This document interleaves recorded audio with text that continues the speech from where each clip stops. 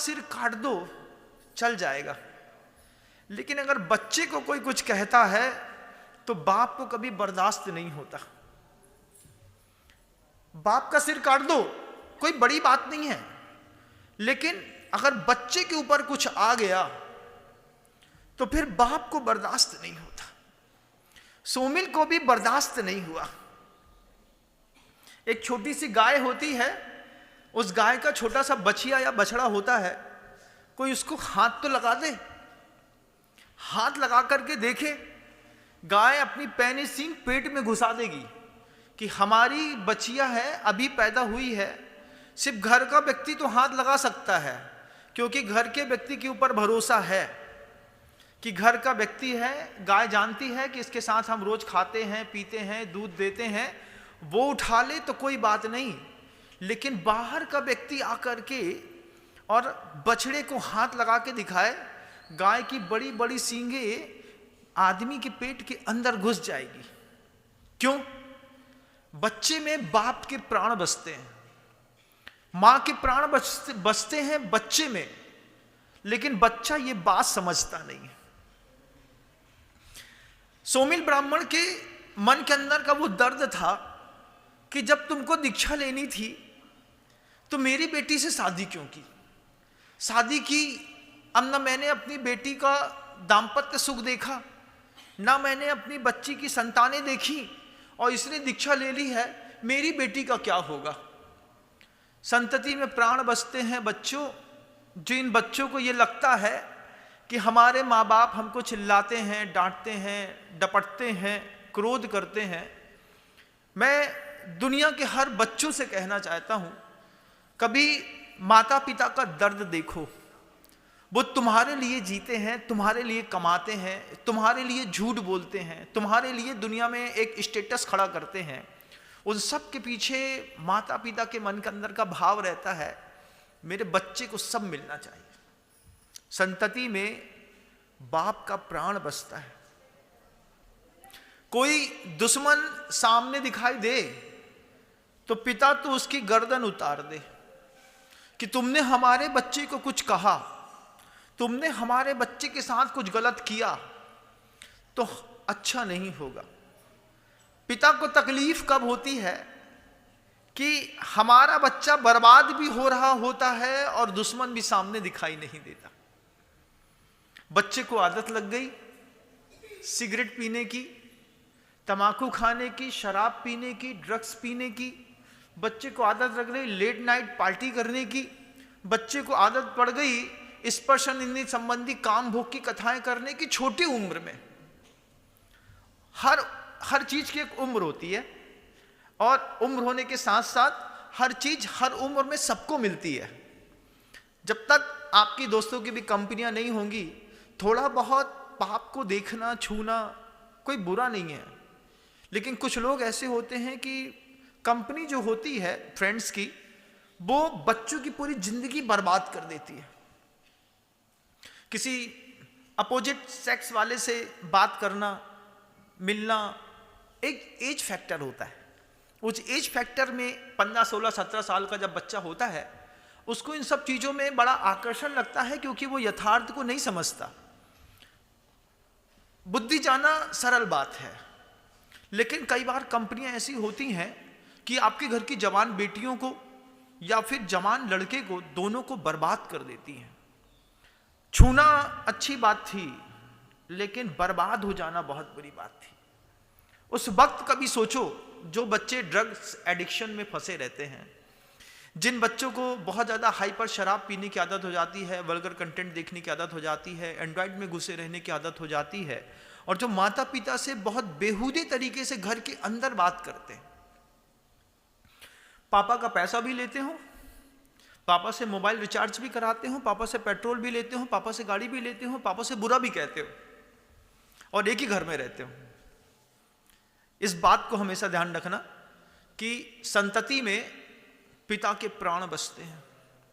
पिता जितनी मेहनत करता है घर के अंदर सिर्फ अपने बच्चों के लिए, और अगर बच्चे उनको गलत रिजल्ट दें, अगर बच्चे ये सोचे कि हमारे बाप ने हमारे लिए किया ही क्या है, भाषाएं बदलती हैं, शब्द पिताजी कहते, पापा कहते, बहुत अच्छा था। लेकिन बिल्कुल उच्चतम स्तर तक शब्दों के विद्रूपीकरण को करके जब बच्चे ये कहते हैं हमारे बाप ने हमारे लिए किया ही क्या है, वो बाप भी सोचता होगा कि तुम्हारे लिए मंदिर गया, भगवान से प्रार्थना करी, शांति धारा करी, तुम्हारे लिए तीर्थ यात्रा करी, तुम्हारे लिए तुम्हारी माँ को डॉक्टर के पास लेकर के गया, तुम्हारे लिए बीसीजी के इंजेक्शन लगवाए, तुम्हारे लिए इलाज लिया, तुम्हारे लिए क्या क्या नहीं किया। बड़ी पुरुषार्थ करके तुम जब गर्भ में आए 9 महीने तक दोनों ने मिलकर के संभाला, पाला, एक एक दिन की उम्मीद करी, हर तीसरे चौथे महीने में डॉक्टर के पास जाकर के पूछा सब ठीक तो है ना। हर बच्चे के लिए पूछा माता पिता ने, चाहे वो बात पिता सुन रहे हो या बच्चे।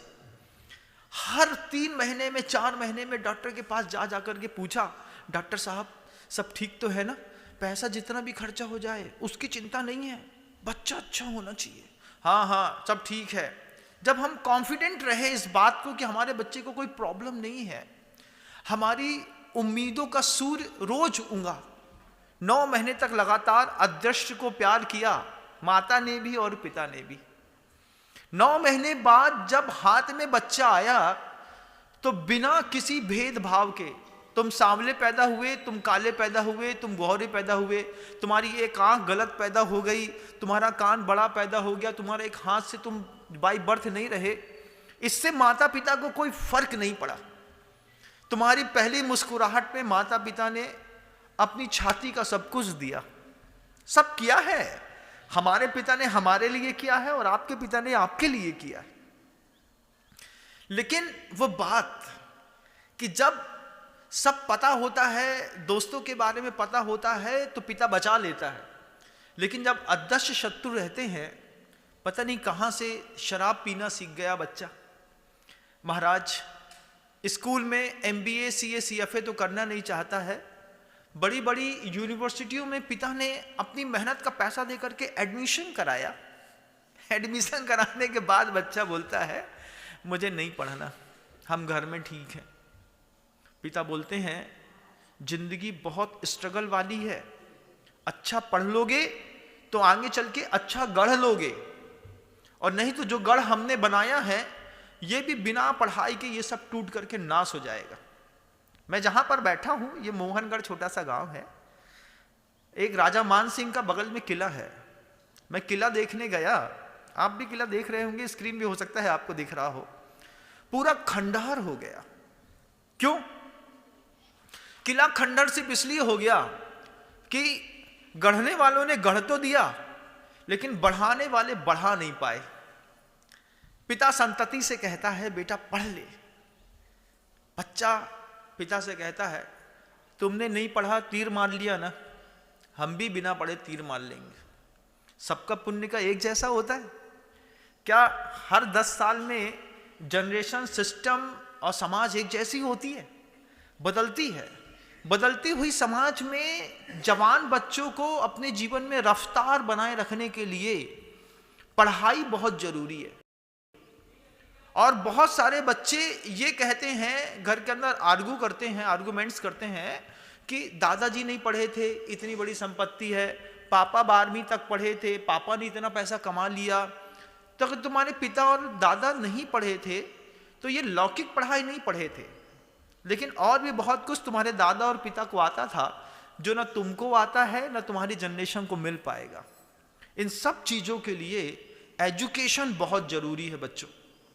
अगर तुमने पढ़ना नहीं सीखा, तुमने पढ़ाई को सिर्फ खेल समझ लिया, दुर्ग देखो, भिलाई देखो, कोटा देखो, बेंगलोर देखो, जाकर के इंदौर देखो, भोपाल देखो, ये अय्यासी के अड्डे बन गए। बच्चों के लिए अय्यासी के अड्डे बना दिए लोगों ने। वहीं पर हॉस्टल के बाहर आपको पान, बीड़ी, सिगरेट की चीजें मिल जाएंगी, उन सिगरेट की दुकानों पर आपको ड्रग्स मिल जाएगी, सिगरेट मिल जाएंगी, दुनिया भर के पाप की सामग्रियां मिल जाएंगी, फ्री में बाइक्स मिल जाएंगी, घंटों में बाइक मिल जाएंगी, बगल में रेस्टोरेंट मिल जाएगा, इधर बियर बार मिल जाएगा। कितना बड़ा कैपिटल खड़ा कर लिया लोगों ने सिर्फ तुम्हारे बच्चे को बिगाड़ने का। हम सोचते हैं हमारा बच्चा इंदौर में पढ़ेगा, भोपाल में पढ़ेगा, कोटा में पढ़ेगा, दुर्ग भिलाई में पढ़ेगा। 5-7 ऐसे हब बन गए जो एजुकेशन के नाम पे पूरे भारत में प्रसिद्ध हैं। हर माता पिता की बच्चे की एक दिमाग में फोबिया रहता है, हम जब तक कोटा जाके नहीं पढ़ेंगे तब तक पढ़ाई नहीं होगी। अरे जो वो बच्चे घर के अंदर सीपीटी जो है वो 165 नंबर लेकर के पास करते हैं, जिनके कहाँ पैसा नहीं होता है, क्या उसको कोटा का एजुकेशन मिलता है? कितना सपोर्ट चाहिए। दिमाग वेंटिलेटर पे है। जैसे 4-5 चीजें फंसा करके हम सपोर्ट सिस्टम चलाते हैं, ठीक ऐसे ही दिमाग वेंटिलेटर पे है। कोटा का सपोर्ट चाहिए। कोटा का सपोर्ट भी ले लेते तो अच्छी बात थी, लेकिन इंदौर जाना है, कोटा जाना है सिर्फ इस बात के लिए कि वहां पे मस्ती करने मिलेगी। अच्छे हॉस्टल पे एडमिशन करा दिया तो बच्चे बोलते हैं हॉस्टल में तुमने मुझको बांध दिया है। उनके चेहरे का इंप्रेशन देखिए आप। माता पिता को ऐसा चिल्लाते हैं कि हॉस्टल में बांध दिया। सुबह 7 बजे उठो, दूध पियो, जाकर के पूजा करो, फिर अभिषेक करो, फिर वहां पे शुद्ध भोजन करो, फिर योगा करो। अरे जिंदगी काहे के लिए थी? अब वो इंदौर में हॉस्टल में बच्चा रहना नहीं चाहता। वो कहता है मैं बाहर कमरा रहकर लेकर के रहूंगा। स्वतंत्रता है, जब चाहें बियर बार में चले जाएं, जब चाहें सिगरेट पी ले, जब चाहें लड़कियों के साथ घूम फिर ले। इस बात की स्वतंत्रता का बहाना, शिक्षा का बहाना लेकर के स्वच्छंदता सीखती हुई आज की युवा पीढ़ी इंदौर, भोपाल के आप जाकर के, भोपाल के एमपी नगर जोन 2 में और डीबी मॉल के नीचे जाकर के आप जाकर के सिर्फ देखिएगा बंधु, फ्री वाईफाई मिल जाए, बैठने के लिए एक अच्छा सा स्पॉट मिल जाए, आपका बच्चा कुछ भी करने की ताकत रखता है। ऐसी स्थितियां कई घरों की बन गई, जैन समाज की भी और अदर कास्ट पे भी। मेरे प्रवचन सिर्फ जैन समाज तक सीमित नहीं है। जब मैं कुछ बोलता हूं तो पूरे विश्व के प्रत्येक मानव की अंतरात्मा के उस दर्द को देख करके बोलता हूं। मैंने कभी नहीं सोचा कि मैं सिर्फ जैनों को उद्बोधन देता हूं। भले मैं दिगंबर जैन गुरु माना जाता हूं, लेकिन उद्बोधन मेरे सार्वभौमिक होते हैं। आप लोगों को भी सीखना है, और स्क्रीन पर जो मुझे बहुत स्नेह के साथ प्रतिदिन सुनते हैं, वे सुधी श्रावक भी अपने बच्चों तक इस प्रवचन को पहुंचाइएगा। उनको बोलिएगा कि ब्राह्मण, सोमिल ब्राह्मण ने गज कुमार के ऊपर गलत सिगड़ी नहीं जलाई, सही सिगड़ी जलाई थी कि तुमने हमारे बच्चे के साथ ऐसा कैसे किया। गाय ने किसी आदमी के पेट में सींग घोपी है सिर्फ इसलिए कि तुमने हमारे बच्चे को हाथ कैसे लगा लिया। आज शराब है, ड्रग्स है, सिगरेट है, फालतू की बातें हैं, वल्गर कंटेंट है, इसने हमारे बच्चे को ऐसा ग्रस लिया है, गले से लेके छाती से लेके पूरा शरीर त्रस्त है हमारे बच्चे का। और पिता मंदिर में जा करके साधु से पूछता है, महाराज हमारे बच्चे को बचाने का कोई उपाय बताओ ना, कैसे हमारे बच्चे की सुरक्षा होगी। वो मानता ही नहीं है, वो सुनता ही नहीं है, वो साथ ही नहीं देता है। जब ऐसी बातें कानों में आती हैं, पिता का दर्द गुरु के दर्द के और गहरा कर देता है। इस बात को पूरे विश्व के लोगों को अपनी अपनी भाषा में बताइएगा कि संतति में पिता का प्राण बसता है। पिता किसी भी कीमत में अपनी संतान का बुरा नहीं चाहता। कभी भाषा खराब हो सकती है क्योंकि आप समझते नहीं हैं, आप सुनना नहीं चाहते हैं, लेकिन कभी किसी पिता का भाव खराब नहीं होता। हर पिता चाहता है मेरा बच्चा और ऊपर उठे, आसमान छुए, लेकिन बच्चा चाहे तब तो। कौन सी सोशल प्रॉब्लम्स होती हैं जिसके कारण समाज के अच्छे प्रतिष्ठित घरों के बच्चे इस तरीके की गलत संगति में पड़ के अपना जीवन बर्बाद करते हैं। इनके ऊपर भी हम एक बार विचार बिंदु देख करके देखिएगा। मैं हमेशा लोगों से कहता हूं, सिर्फ भीड़ का नाम समाज नहीं होता। हम मंदिर में आ गए, मंदिर में आकर के 100, 150, 200, 500 लोग इकट्ठे हो गए तो हम समाज हो गए। भीड़ का नाम समाज नहीं है। समाज की अपनी कुछ कंडीशन अप्लाई है। समाज कहती है कि एक समाज को एक सोसाइटी जैसे मेंटेन की जाती है, उसके लिए सबसे पहली चीजें हैं। अगर आप भी किसी समाज में रहते हैं तो देखिए कि आपकी समाज में पॉपुलेशन क्या है। कुछ चीजों का ऑब्जर्वेशन करिए। आप जिस भी समाज में रहते हैं, उस समाज की, उस गांव की में उस समाज की पॉपुलेशन पहली चीज मायने रखती है। पॉपुलेशन के बाद कहते हैं डिफाइंड टेरिटरी होती है, वो भी आपके यहां होगी। आपके यहां कोई धर्मशाला है, माहौल सब कुछ होगा। सबसे पहले पॉपुलेशन देख ली अपने अपने गांव की, डिफाइंड टेरिटरी देख ली। डिफाइंड टेरिटरी देखने के बाद कहते हैं कि कितने फैमिली कितनी है, कितने परिवार हैं। पॉपुलेशन हमने मान लीजिए किसी गांव में जैन समाज की 500 घर की, 500 कुल वोट हैं, 500 लोग रहते हैं। अब 500 लोगों के बीच में फैमिली कितनी है, फैमिली के साथ पड़ोसी कितने हैं। दो चीजें अलग अलग, एक हमारे रिश्तेदार का होना और एक हमारे पड़ोसी का जैन होना। इन दोनों चीजों में मायने रखता है। कैसे मेंटेन किया जाता है आप देखिए। जब जाकर के एक बच्चा, उसकी पूरी मोरल वैल्यूज कैसे बिल्डअप की जाती है, उसके पीछे कुछ चीजें रहती हैं, कुछ कंटेंट रहता है। उसके लिए आचार्य कहते हैं कि सबसे पहले पॉपुलेशन देखो, डिवाइन टेरिटरी देखो। टेरिटरी देखने के बाद आप अपने यहाँ की फैमिली देखो कि कौन सी फैमिली है, कितने पड़ोसी रहते हैं, कैसे परिवार के लोग रहते हैं। उसके बाद अपने यहाँ का लीडरशिप देखो। आप जिस पॉपुलेशन, जिस गांव में रहते हैं, उसका लीडर कैसा है, जिसको आप अध्यक्ष कहते हैं। कोई तो होगा समाज का, है। अब वो समाज का अध्यक्ष है और समाज का अध्यक्ष होने के बाद खुल्लम खुल्ला गुटखा खाता हो, सिगरेट पीता हो, गाली देता हो, दादागिरी करता हो, भैया अध्यक्ष तो यही बन है। समाज को बर्बाद करते हैं ऐसे लोग जिनकी स्वयं की आचार संहिता कुछ नहीं होती है और पूरी की पूरी समाज के आइडियल बनकर के आसमान पे बैठते हैं। अगर आप समाज के लीडर बन गए हैं तो अपना खुद की इनर वर्ड एनर्जी और अंदर का कैरेक्टर पहले बिल्डअप करना पड़ेगा। हम दारू पीते थे, हम अज्ञानी थे, लेकिन जब से हम समाज के अध्यक्ष बने हैं हमने लौंग खाना भी छोड़ दिया है। क्यों? क्योंकि हमको देख करके हमारे घर की बहुएं, हमारे समाज के बच्चे, हमको देख करके हमारे समाज के दूसरे लोग भी गलत बात सीख जाएंगे। समाज का एक बेहतरीन लीडर खड़ा करना पड़ता है। फिर वो बहुत सारी चीजें होती हैं। लीडर के साथ एक कमेटी होती है। कमेटी कहते हैं जो बिल्कुल एडवांस सिस्टम होता है। अध्यक्ष होते हैं, मंत्री होते हैं, कोषाध्यक्ष होते हैं।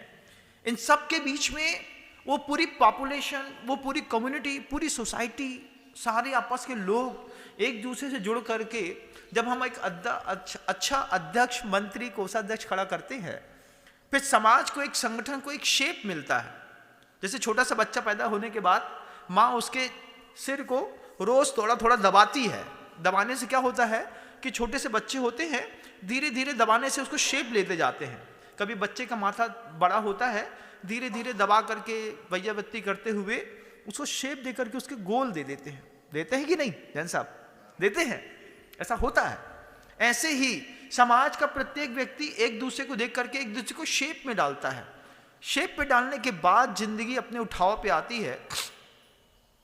जब इतनी चीजें अपन सब चीज देख चुके होते हैं, फिर अपन देखते हैं कि हमारे यहाँ का कल्चर क्या है, हमारे यहाँ के बायलॉज क्या हैं।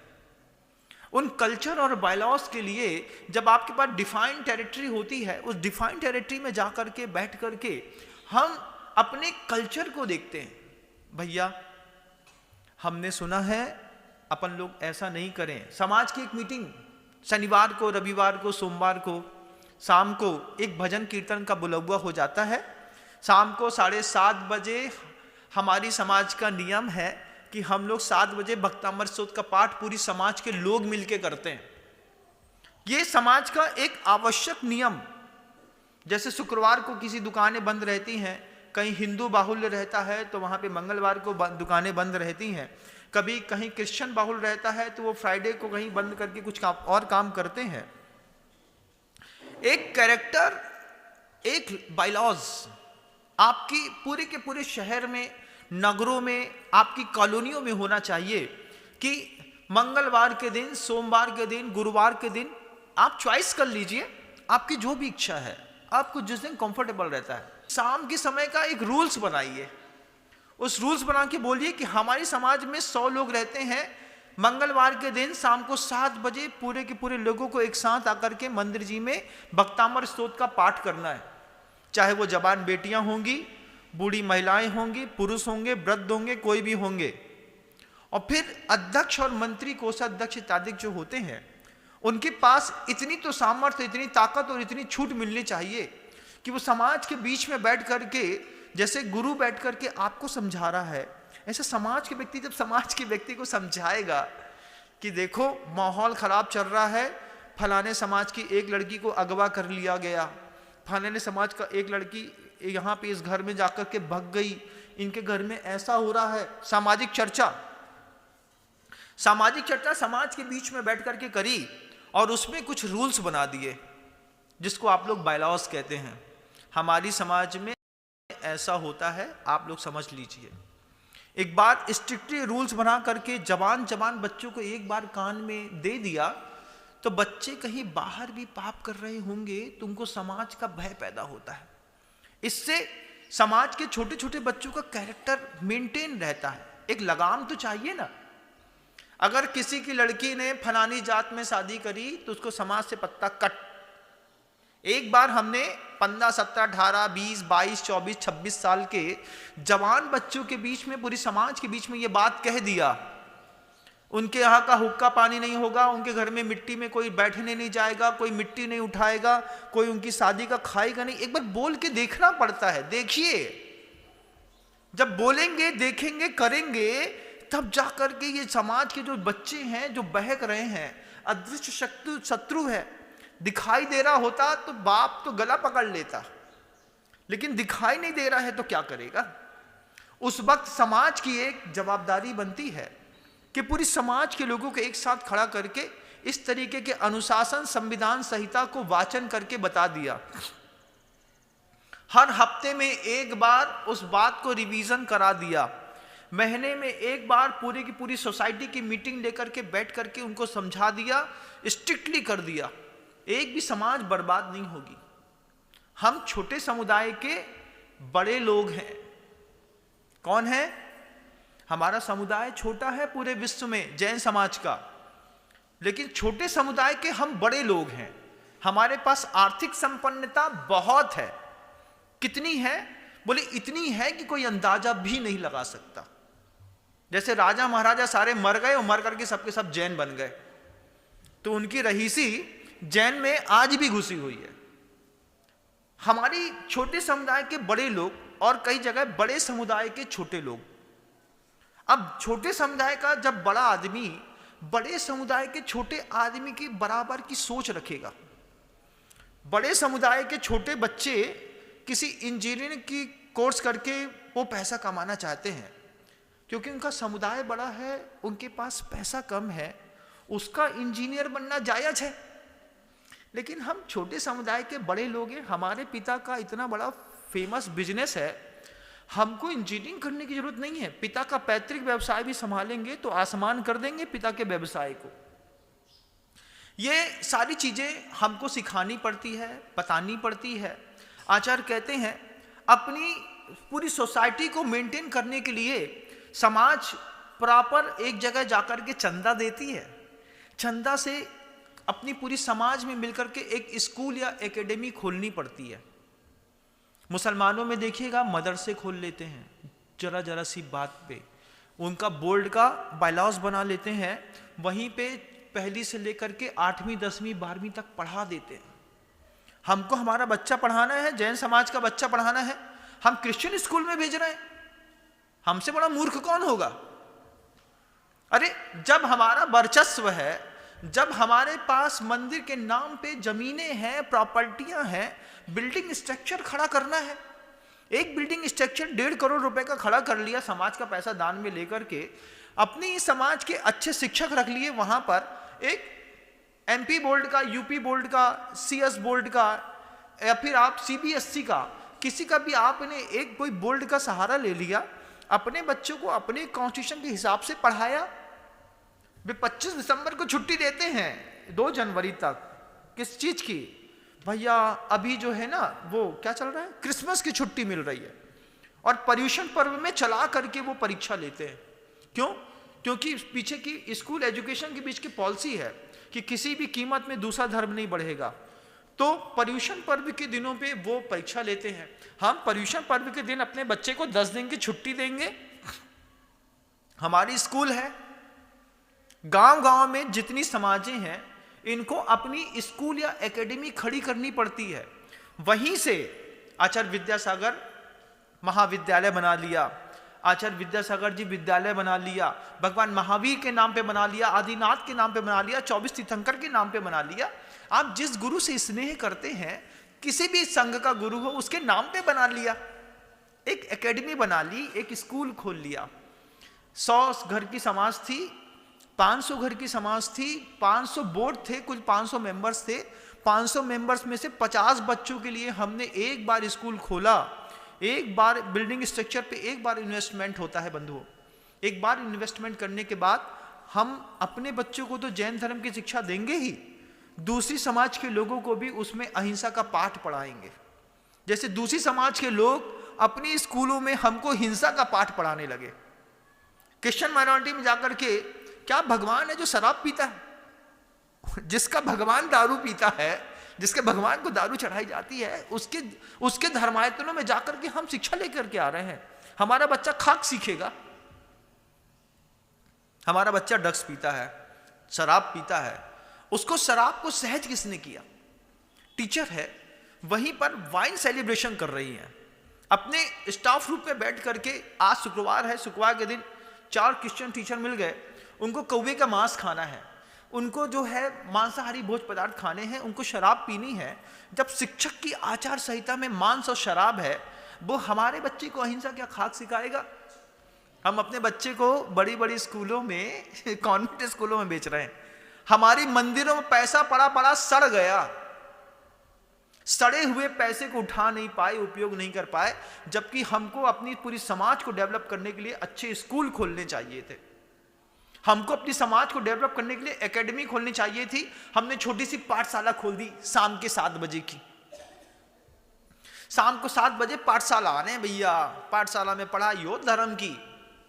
अगर हमने एक बड़ा स्कूल खोला होता, हर एजुकेशन सिस्टम को मेंटेन करने का छोटा सा रूल्स होता। सुबह नमोकार मंत्र से हम प्रार्थना करते, रिसेस करने के बाद हम तत्वा सूत्र के एक अध्याय का पाठ करा देते, शाम को भक्तांबर स्तोत्र के 4 काव्य को पढ़ने के बाद हम इसकी छुट्टी कर देते। बचपन से बच्चे सब कुछ सीख जाते। लेकिन हम ढप, भीड़ तो इकट्ठी कर ली हमने, हम अपना घर बनाने में तो खूब लगे रहे, लेकिन हम समाज की संगठन और समाज की संरचना की उस मूल विकास के सूत्रों को भूल गए। फर्क क्या पड़ा? हमारी घर की जवान बेटियां जो हैं, जिस एजुकेशन कल्चर में पढ़ करके बड़ी हुई थी, सोचो ना, घुटने से ऊपर बच्ची का फ्रॉक दिखना चाहिए तब जाकर के स्कूल की ड्रेस बनाई है। बेशर्मी की हवा हो गई कि 8वीं क्लास की पढ़ने वाली बच्ची बड़ी दिखने लगी, लेकिन उसको घुटने दिखाते हुए स्कूल जाना पड़ेगा।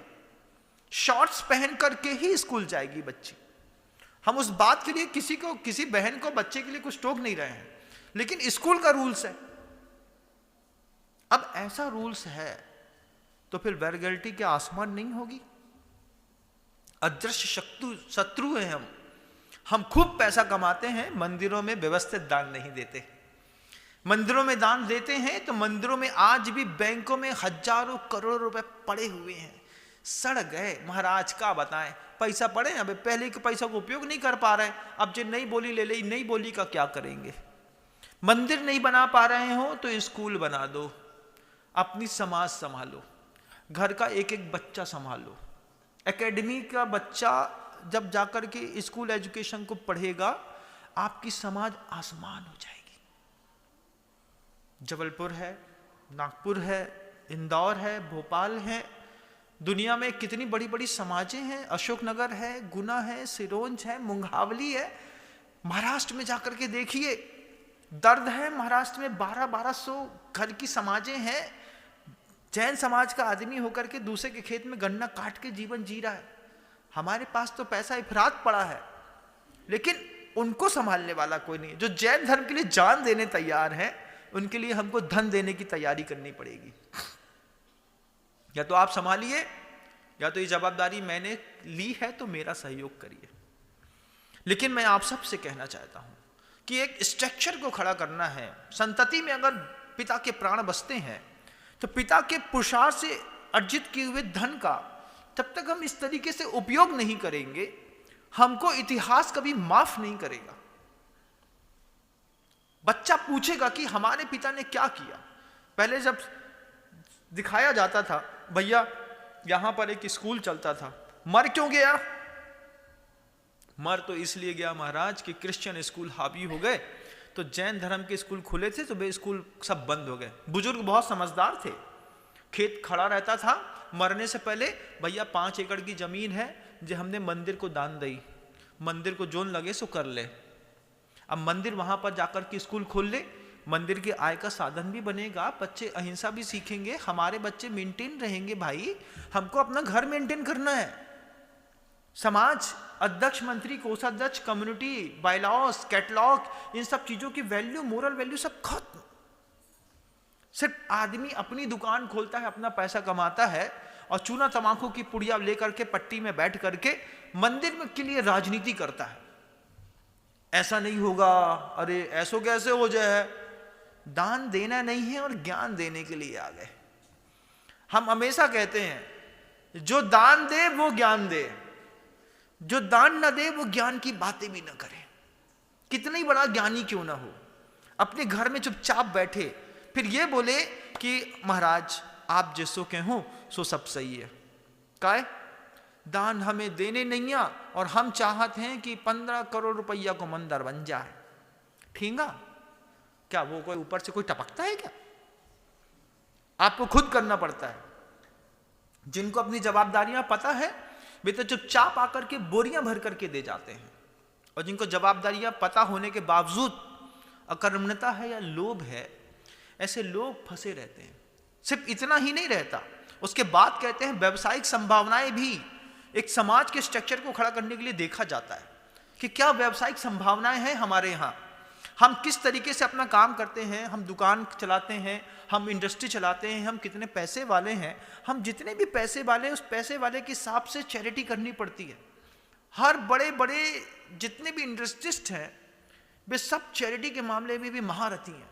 लीजिए ना महाराज, आ रहा है ना, पुण्य से खूब आ रहा है, थोड़ा सा और कहीं उपयोग हो जाए मेरा सौभाग्य है। हाथ जोड़ते हैं, धन भी देते हैं, सौभाग्य भी मानते हैं। ऐसे लोगों को स्वर्ग मिलता है और देने के बाद हाथ मलते हैं, अरे फालतू में पैसा फंस गए भैया, महाराज ने कही 75,000 देने पड़ गए। अभी मत दो 75,000 मेरे कहने पर, फिर जब तुम अपने लड़के को बचाने के लिए 5 लाख रुपए कोर्ट में खर्चा करोगे तब तुमको 75,000 की कीमत पता चलेगी कि अगर महाराज के कहवे पर स्कूल बनावे के लाने, बच्चा पढ़ावे के लाने पैसा दे दे होते तो आज हमें 5 लाख कोर्ट में खर्चा ना करने पड़ते। जो बे लड़के हैं जो बड़े स्कूलों में पढ़ते हैं और फिर रमी और MCX खेलते हैं और 50-50 लाख रुपए अपने पिता का बर्बाद कर देते हैं, और फिर पिता को धमकी देते हैं हमसे कुछ कहा तो हम फांसी लगा लेंगे। पिता और सन्न हो जाता है, वो अपने अतीत में आंख बंद करके देखता है, क्या सोच करके भगवान को सीफल चढ़ा करके ये बच्चा मांगा था, ये बच्चे को मैंने पाला। बच्चा बोलता है मैं फांसी लगा के मर जाऊंगा अगर मुझसे पैसे की बात करी तो, और पैसा नहीं दिया तो भी फांसी लगा के मर जाऊंगा। मजबूरन में ऐसे अदृश्य शक्तियों से पिता हार जाता है, लेकिन बंद कमरों में खूब रोता है। बंद कमरों में पिता को लगता है कि क्या हो गया, क्या सोच के संतानें आई थी और क्या कर बैठे हम। गलतियां कहां थी कि हमने अपने समाज के स्ट्रक्चर को बिल्डअप नहीं किया। पूरे देश की जैन समाज इस उद्बोधन को सुने, सुन करके दूर दूर तक फैलाए, लोगों को सरवाइव करे, ट्रांसपोर्ट करे, बताए कि ये प्रवचन सुनो, जरूरी है अपनी समाज का स्ट्रक्चर खड़ा करने के लिए। गुरुदेव कहते हैं अगर ये सारी चीजें नहीं है कैसे समाज चला रहे हो। कोई अंधा ही होगा जो अंधेपन में अपनी मंजिल तक पहुंच जाए, नहीं तो अंधे को तो गिरना पक्का रहता है। आचार्य कहते हैं उसके बाद वैल्यूज़ हैं, बायलॉज हैं। उसके बाद ट्रांसपोर्टेशन सिस्टम भी होता है कि भैया कई परिवारों में कोई सुविधाएं नहीं होती हैं तो मंदिरों में वो सुविधाएं देनी पड़ती है। यहाँ से वहाँ जाने के लिए मंदिर में एक गाड़ी खड़ी है, कछु नहीं है। हम जानत हैं हमारे घर के अंदर करोड़पति हैं, हम ठीक हैं, हमारा पड़ोसी जैन धर्मावलंबी होने के बावजूद गरीब है। हमने क्या किया, मंदिर में एक बड़ी गाड़ी ला करके, बस ला करके खड़ी कर दी। ये गाड़ी हमारी तरफ से मंदिर जी को दान। क्या है भैया, काम कहाँ है? ऐसा नहीं बोलो, बोलो उसमें किसी भी परिवार को तीर्थ यात्रा करनी हो उसमें डीजल डलवा लो और घूम करके आकर के वापस गाड़ी खड़ी कर देना। जब ये थोड़ा सा सहयोग मिलता है, इस सहयोग से समाज का एक एक व्यक्ति जुड़ता है। इन्वेस्टमेंट सिर्फ एक बार होता है, लेकिन उस एक बार की इन्वेस्टमेंट से ट्रांसपोर्टर की जब आपने कन्वेंस करने के लिए, यहाँ से वहाँ कनेक्टिविटी बनाने के लिए किसी को सपोर्ट दे दिया, फिर समाज को लगता है कि मैं किसी भी कीमत में अपनी समाज नहीं छोड़ूंगा। आपका बच्चा समाज में है क्यों नहीं, आप समाज में है क्यों नहीं? क्योंकि अध्यक्ष हैं, मंत्री हैं, कोषाध्यक्ष हैं, लीडर करने वाले लोग हैं। इनको कभी इस बात का पाठ या संविधान बताया नहीं गया कि बड़ा बनने के बाद ये सारी जवाबदारियां एक साथ मिलकर के संभालनी पड़ती हैं। शनिवार को, गुरुवार को, रविवार को शाम को 7 बजे भक्ताम्बर स्तोत्र के पाठ की, अखंड पाठ की एक व्यवस्था, 1 घंटे की। छोटी छोटी बच्ची और बड़ी से बड़ी बहू सब इकट्ठे रहेंगे 1 घंटे के लिए एक मंदिर के अंदर। एक बार अपने मंदिर के अंदर समाज को बैठा के देखो, फिर पता चलेगा मंदिर कितना छोटा है। अभी तो मंदिर बहुत बड़ा लगता है क्योंकि 6-7 लोग बैठे रहते हैं, बाकी जगह खाली रहती है। एक बार एक साथ एक स्पॉट पर एक भगवान को मानने वाले, एक गुरु को मानने वाले जब एक साथ बैठ करके भक्ताम मर प्रणत मौलि मणि प्रभाणाम मुद्दोदकम दलित पाप तमोबितानाम पढ़ेंगे, तो जिस लड़की के मन के अंदर पाप पड़ रहा है, सिगरेट पीने वाला लड़का है, ड्रग्स पीने वाला लड़का है, दारू पीने वाला लड़का है, उसको भी rule to be must compulsory, तुमको आना ही पड़ेगा, बैठना ही है, हमारे यहाँ का रूल्स है। वो वहां पर पड़ेगा। तो जो शराब के प्याले में अपने आप को डुबो रहा है, क्या भक्ताम्बर स्तोत्र का सामूहिक मंत्र पाठ उसके जीवन का वाइब्रेशन चेंज नहीं करेगा? 100% करेगा। लेकिन हमारे यहाँ के बायलॉज नहीं है। और फिर वो जो बुजुर्ग लोग हैं उनकी चेतना ऐसी मरी हुई है कि वे प्रवचन सुनने के बाद भी बोलेंगे अरे कौन करेगा महाराज, कुछ नहीं, सुनते साथ पहली मीटिंग लगानी है ट्रस्ट कमेटी की और बोल देना है अगली बार 7:30 बजे से ये सब होने वाला है और सबको उपस्थित होना है। 2 बार लोगों के घर जाकर के बोल आओ, माली को मत भेजो, खुद हो आओ। भैया 7:30 मतलब 7:30, हाँ भैया दुकान बंद करके आ रहे हैं। एक दिन का जिंदगी जी के देखो कि जैन समाज की दुकानें शनिवार के दिन शाम को 7 बजे बंद हो जाएंगी। 2 घंटे पहले बंद करने से बहुत बड़े अमीर आदमी तो नहीं बन जाओगे। सिर्फ एक दिन शाम को 7 बजे हम दुकानें बंद कर लेंगे, पूरे देश की समाज एक साथ एक नियम बना ले, कोई भी एक नियम, एक दिन का नियम बना ले, रविवार का नियम बना ले कि रविवार को छुट्टी रहती है, रविवार को लगता है आपका बिजनेस डे बहुत अच्छा रहता है। सोमवार का नियम बना लो कि सोमवार के दिन शाम को 7 बजे पूरे देश की जैन समाज की दुकानें शाम को 7 बजे बंद हो जाएंगी। अपने अपने मंदिरों में पूरे परिवार को लेकर के बैठेंगे, भक्ताम्बर स्तोत्र का पाठ करेंगे, अपनी कम्युनिटी, अपनी सोसाइटी को डेवलप करने की बातें करेंगे, चर्चा करेंगे, एक दूसरे को समझेंगे, मजबूरियां समझेंगे, उठाने के लिए सहयोग करेंगे, तब जाकर के समाज स्थिर रहती है और एक एक बच्चा उसमें बंधा रहता है। ऐसी समाजों के बच्चे बर्बाद नहीं होते। क्यों? हर बच्चा सिस्टम से बंधा है। आचार्य कहते हैं उसके बाद भी अपनी फील्ड के माहिर लोगों को इंप्रेशन देना पड़ता है। आपकी समाज है, आपकी समाज में कोई ना कोई व्यक्ति तो होगा जो अपनी फील्ड में बिल्कुल माहिर है या एक्सपर्ट है। उन लोगों को वैल्यू देनी पड़ती है, प्रशंसा पत्र देने पड़ते हैं, समाज के बीच में खड़े करके उसका सम्मान करना पड़ता है। इस बच्ची ने पिछले महीने टेस्ट एग्जाम में पूरे जैन समाज में सबसे ज्यादा नंबर लेकर के आई। एक बार एक गिफ्ट दे के देखिएगा पूरी समाज के बीच में, अगली बार बच्चों में पढ़ने की होड़ लग जाएगी। संतति में प्राण बसते हैं बच्चों के, कि बच्चे सही हैं तो पिता को संतोष रहता है कि मेरा पुरुषार्थ करना, मेरा पैसा कमाना सार्थक हो गया। लेकिन अभी तो पैसा कहां जाएगा महाराज, बड़ी चिंता होती है, कहां फंसे हम। सोचिए बाहर का माहौल खराब है, पिता के प्राण बसते हैं और संतति खराब होती है बाहर के जब माहौल से। जब बाहर का माहौल खराब है, अंदर का माहौल कैसे सुधरेगा? आचार्यों ने जैन समाज में एक बहुत बड़ी खूबी है। जैन दर्शन में भोजन को लेकर के, जब मैंने मूलाचार पहली बार आज से 20-22 साल पहले गुरुदेव ने जब मुझे पढ़ाया, तो मैं पन्ने टटोलता रहा।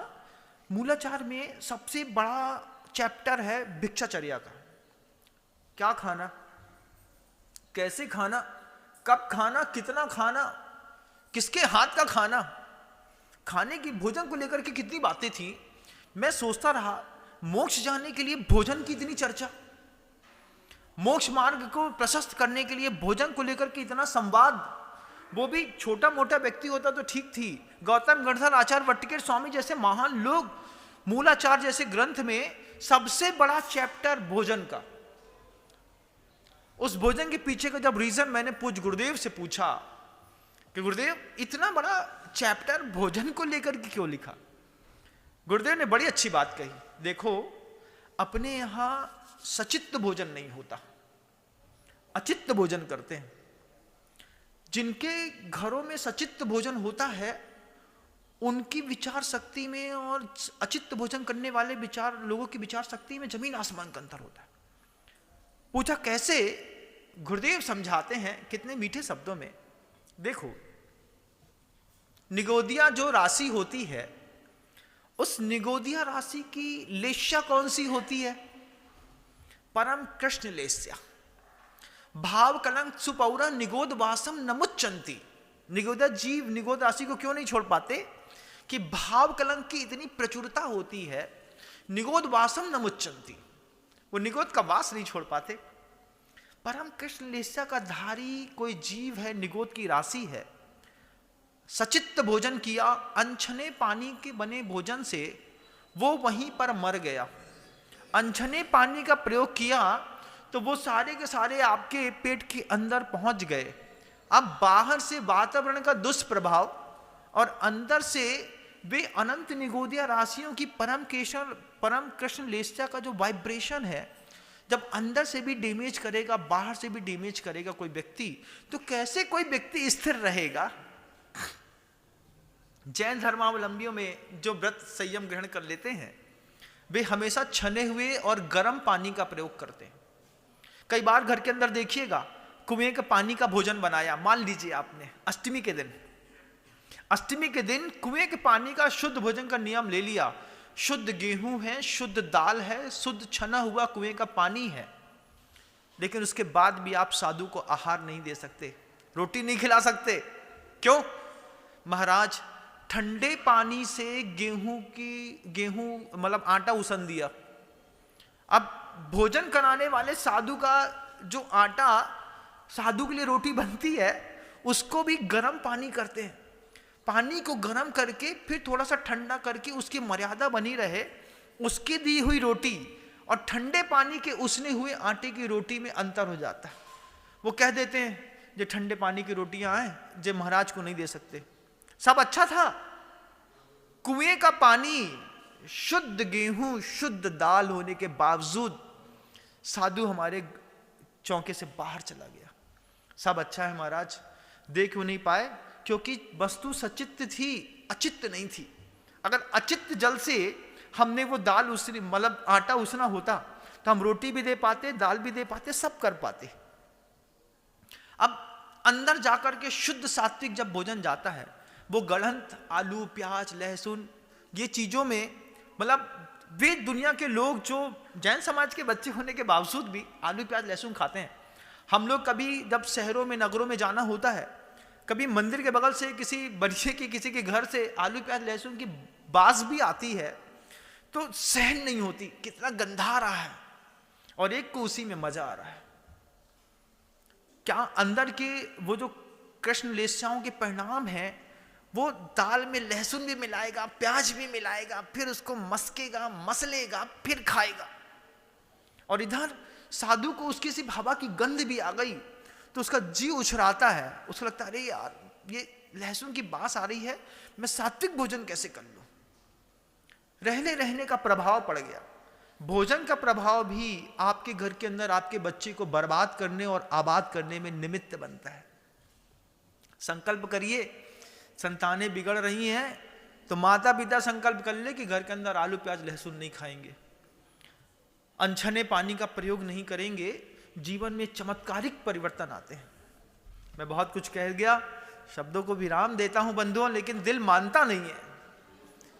मन अभी भी ऐसा कहता है कि पूरी विश्व की जनता जिसको मैं अपना मानता हूं और जो मुझे अपना मानती है, कोई भी परिवार का एक भी बच्चा जब बहकता है, जब कोई बेटी बहकती है, तो ऐसा लगता है कि मेरे घर का ही कोई सदस्य बहक गया। और उस स्ट्रक्चर को खड़ा करने के लिए सिर्फ जवाबदारी परिवार के सिर्फ पिता की नहीं होती, पूरी समाज की होती है। पूरी समाज के लोगों से कहना है, अपने उस स्ट्रक्चर को बिल्डअप करिएगा, अपने पैसे का सदुपयोग करिएगा और हर एक बच्चे को बचाने के लिए पुरुषार्थ करिएगा। आपका शासन जीवंत रहे, आपके धर्म की सुरक्षा बनी रहे, आपकी संतानें आपके हाथ में रहें और किसी भी पिता को किसी के सिर पर आग न लगानी पड़े। इन्हीं भावनाओं के साथ शब्दों को विराम देता हूं। गुरुदेव श्री विद्यासागर जी मुनिराज। जा वाणी के ज्ञान से सूझे लोकालोक, सो वाणी मस्तक नमो सदा देत हूँ धो। हे जिनवाणी भारती तो हे जपो दिन रैन, जो तेरी शरणा गहे सो पावे।